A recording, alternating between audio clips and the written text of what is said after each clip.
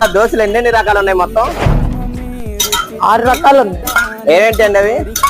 రవ్వ దోశ, నెల్లూరు దోశ, పెరుగు దోశ, బీట్రూట్ దోశ, పెసర దోశ, రాగి దోశ, ప్లేన్ దోశ. నెల్లూరు దోశ స్పెషల్ ఏంటండి? నెల్లూరు దోశ పాలతో తయారై.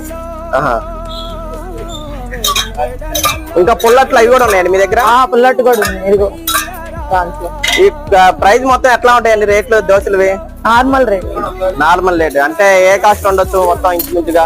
30 నుంచి 40 దాకా.